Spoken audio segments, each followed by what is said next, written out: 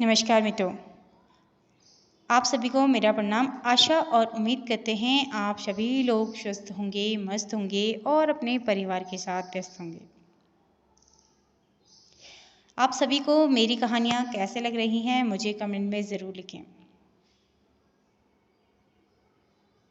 जो लोग नए हैं वो चैनल को सब्सक्राइब ज़रूर करें, बेल आइकन दबाना ना भूलें। ज़्यादा से ज़्यादा कमेंट करें, लाइक करें, शेयर करें। आज की कहानी है एकता। एकता कपूर नहीं, एकता की आज की कहानी है। एक बार एक गांव में 400 बंदर रहा करते थे। वे 400 बंदर बहुत ही प्यार से और खुशी खुशी अपने गांव में रहते थे। वह दिन भर उत्सुकता से खाते पीते, मौज मस्ती करते, खेलते, लड़ते झगड़ते और फिर वापस से एक साथ अपने गांव में खुशी खुशी अपना जीवन यापन करते।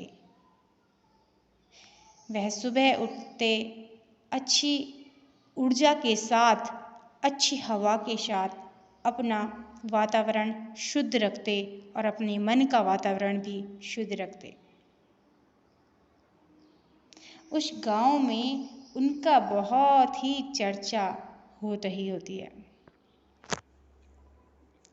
वे उस गांव में खुशी खुशी रहते हैं, खूब खाते पीते मौज मस्ती करते। उनका जीवन मतलब कि सुखी और समृद्ध था। कुछ दिनों के बाद जब वह इसी प्रकार से रह रहे थे तो उनके गांव में एक शेर घुस आया। वह शेर एक साइड से घुसा और गर्जने लगा। उसकी गर्जना को सुनकर सारे बंदर अपने अपने घरों से बाहर आकर भागने लगे। वे भागते भागते एक पेड़ के ऊपर पहुंचे। पेड़ बहुत विशाल था। शेर भी उनके पीछे पीछे दौड़ते लगा और दौड़ते दौड़ते उसी पेड़ के नीचे पहुंच गया। शेर जो गुर्राया तो बंदर थर्राए। बंदरों ने कहा कि हमने आपका क्या बिगाड़ा है, प्लीज़ हमें छोड़ दीजिए। हम बंदर एक साथ रहते हैं और इसी गांव में रहते हैं, कृपया हमें मत खाओ। हमने आपको कोई भी नुकसान नहीं पहुंचाना है, ना ही पहुंचाया है, कृपया हमें छोड़ दीजिए। शेर ने कहा गुर्रा कर, नहीं, तुम एक अच्छा भोजन हो मेरे लिए और मुझे अपने भोजन की तलाश है और मेरी तलाश तुम सभी बंदरों को देखकर खत्म हो गई। अब मैं तुम्हें खाऊंगा। तभी उनमें से एक बंदर जो कि वृद्ध था उसने कहा हमें खाकर तुम्हें क्या मिलेगा, बस एक दो दिन की भूख शांत होगी, परंतु उसके बाद तुम क्या खाओगे। जब कोई भी एक ही भोजन खाता है तो उसका मन भर जाता है, फिर उसका मन दूसरे भोजन की ओर आकर्षित होता है कि काश ऐसा बना होता, ऐसा खाना मुझे मिलता। तो तुम अगर हमें खाओगे तो तुम्हारा जो मन है वो भर जाएगा। तभी शेर कहने लगा नहीं, मेरा पेट अभी बिल्कुल खाली है, 8-10 आज ही खा जाऊंगा। वे बहुत दुखी होते हैं और शेर उसी पेड़ के नीचे सोने लगा। शेर जब उस पेड़ के नीचे सुस्ताने लगा, सारे बंदर वहाँ से भागने लगे। वो मानो उस शेर के सोने की ही प्रतीक्षा कर रहे हों। वो बिना शोर शराबे के पेड़ों के ऊपर से एक मंदिर में पहुंच जाते हैं। मंदिर में पहुंचने के बाद वे भगवान से प्रार्थना करते हैं कि हे भगवान, हमारी रक्षा करो। आज इस जंगली जानवर से हमें बचाओ, हमारी रक्षा करो। और फिर भगवान उन्हें दर्शन देते हैं श्री राम के रूप में और कहते हैं कि अरे तुम कैसे बंदर हो? तुम्हें पता है कि बंदर रूप में मुझे हनुमान मिले थे और हनुमान ने कितने करतब दिखाए थे। मेरी कथा तो तुमने समझी और सुनी ही होगी। तभी राम की बात सुनकर सभी बंदर खुश हो जाते हैं और उनके दिमाग में एक तरकीब आती है और वह भगवान का धन्यवाद करते हुए कहते हैं कि धन्यवाद प्रभु, आपने हमें दर्शन दिए और अब हम आगे बढ़ेंगे।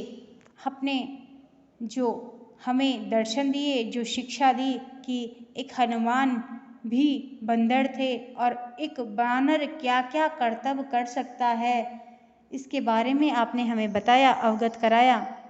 जैसे आपकी कथा में, आपकी रामायण में हनुमान जी अपना असली गुण भूल गए थे, असली कार्य भूल गए थे, उसी प्रकार से हम भी अपनी शक्तियों को भूल चुके थे।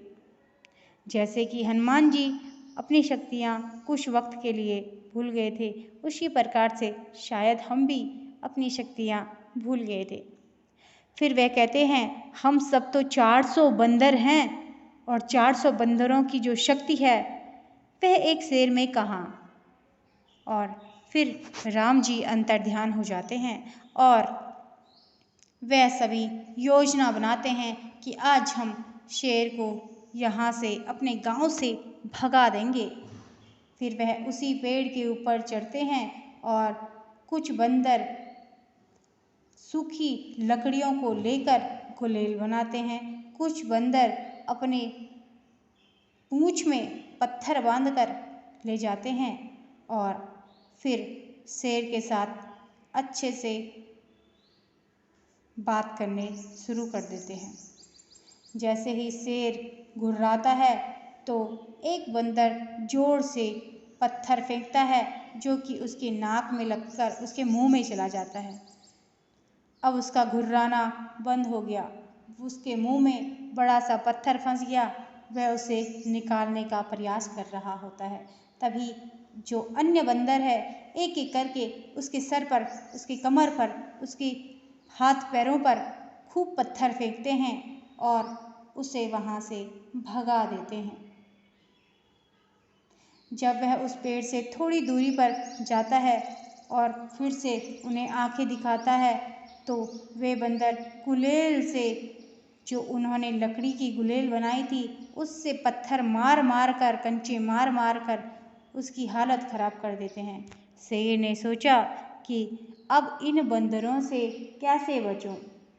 एक दो बंदर होते तो शायद ये मान भी जाते, ये बंदर तो 400 हैं और ये सभी मेरी जान के दुश्मन बन गए हैं। पहले मैं इन्हें डरा रहा था परंतु अब ये मेरी ही जान लेने पर आतुर हो गए हैं। अब मुझे यहाँ से भाग लेना ही चाहिए।